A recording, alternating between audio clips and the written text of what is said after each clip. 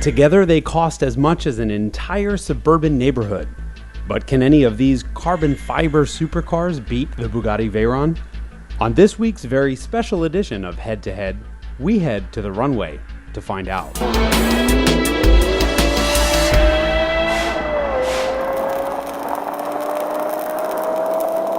This is not your father's episode of Head to Head. Why? Because we have three cars behind us worth about $1 million and they're sitting on an airport runway.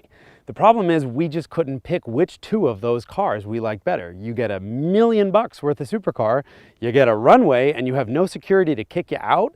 I think what you need to do is line them up, race them, and see which one's actually fastest. So I think we'll race the V8 car against the V10 car. The winner of that race gets to race the V12. Sound good?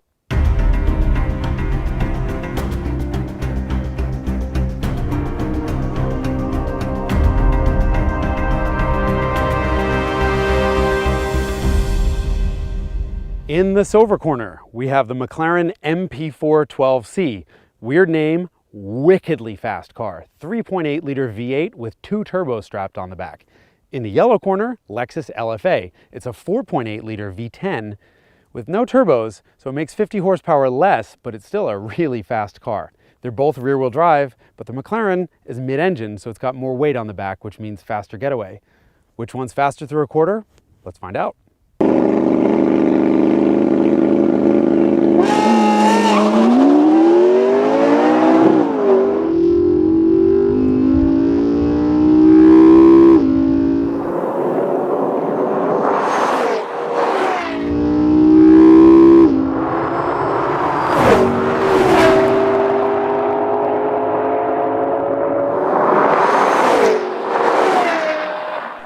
And the McLaren wins. Let's go back and take another look at that launch in slow motion. Off the line, you'll see both cars get moving with just the tiniest bit of wheel spin, but the McLaren's rear weight bias helps it jump ahead. And that's exactly where it stays for the rest of the race.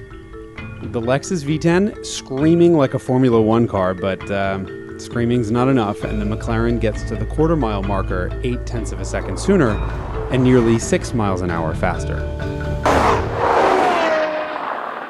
All right, Lexus, kind of the slowest of the bunch, but that's all right because it sounds the best. Anyway, round two, we have the McLaren up against a V12-powered Lamborghini Aventador. This is a 6.5 liter V12 that makes 101 horsepower more than the McLaren does. More importantly, the Lambo has all-wheel drive, which means it goes pew, right off the line. Whether that's enough to keep it ahead over the quarter mile, let's find out.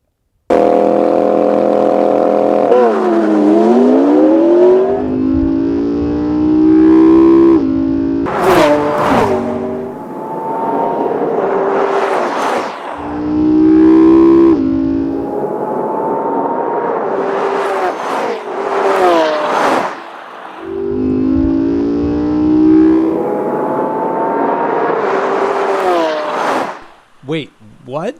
Over so soon? All right, let's watch it again in slow-mo. The McLaren gets a jump off the line because, well, I was driving and I cheat, but cheating is no match for four-wheel drive launch, and the Aventador's is the most violent in the entire business. Thanks to its single-clutch automated manual, the shifts are just as painful. If you ever want to make your passenger cry, you put them in a Lambo. Luckily, it's all over in just 10.6 seconds, with the Lambo coming through the quarter-mile mark at 133.9 miles an hour. But does that mean the Lamborghini Aventador is the fastest carbon fiber supercar in the world? No. And of course, it's the Bugatti Veyron, which is the undisputed king of fast. The Grand Sport right over there has 16 cylinders compared to only 12, and it has 4 turbochargers breathing air into those 16 cylinders, making 1,001 horsepower or 987 North American horsepower or 6.8 trillion somebody else's horsepower. It doesn't matter, it's really fast. And so we figured we should probably line them up to find out if the Veyron is still faster than the Lamborghini or if the Lamborghini is faster than its evil French twin sister.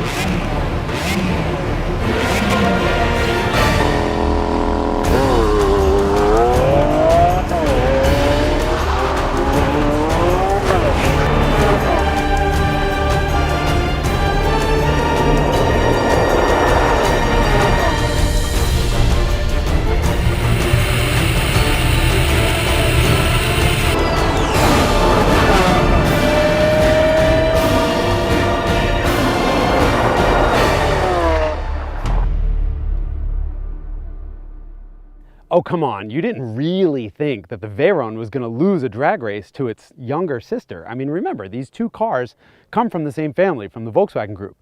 And let's be honest, what happens after the quarter-mile mark is what really counts. The Veyron keeps going to 253 miles an hour versus the Lamborghini's 217. The Bugatti is still speed king, but I think the important takeaway here is that is one fast Lamborghini.